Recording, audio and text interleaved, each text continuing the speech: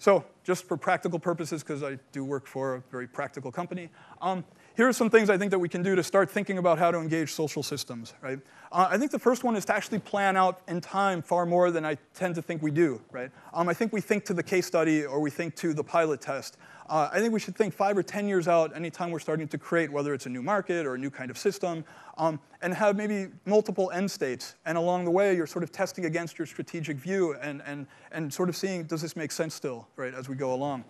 I think another way of thinking about it is to network systemically. So if you understand the system in place, you can network through that system and figure out both vertically and horizontally where those power structures are. So I'll tell you one little story about that. It's a little bit out of school. We have many pilot studies around this classmate PC.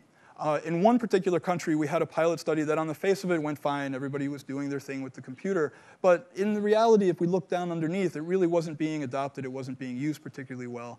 And it turns out that one of the reasons was because there was a little bit of a backlash from the teachers and the parents who didn't quite understand what was going on. And they sort of said, well, no, I'm not so sure about this. And it wasn't because they didn't understand it. It was because it changed the relationship of the parents to the teachers and the teachers to the students and the teachers to each other. That one piece of technology actually affected those relationships in a very interesting way. And so we went ahead and did our own little ethnographic research, because that's what we do, and tried to figure out what was going on there. And it turns out that in this case, we had started this pilot with a little bit of fanfare in a particular school, sort of made a big deal about it, right? The school was interested in that. And that was exactly the wrong thing to do. What we should have done was gone to the president's wife, who was very interested in education, and said, hey, we're interested in doing something like this. If you agree, we'd like to actually get your support, and we'd like to do it very quietly. Do you think you can help us there? Right? That's where the power was in that system. So if we do an ecosystem map, there were all these education institutions and teachers, unions, and all this sort of stuff, right? But it was really the president's wife who had a significant amount of power over that system, and that's where you really want to affect change. And so if we had thought about it, and we have now, we would do things somewhat differently. Right?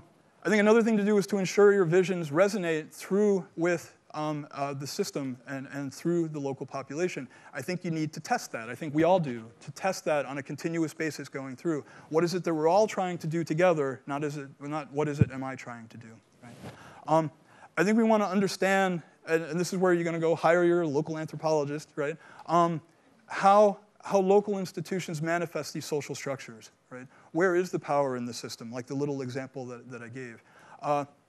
I mentioned before you want to think about your development as a threat. It is going to threaten something, right? So how do you think about it as a threat? What does that mean to you? It might be the way you want to go. It's fine, right? But how do you think about it as a threat? What is it threatening? How can you mitigate that threat to increase the probability that the overall innovation will be adopted and used, right?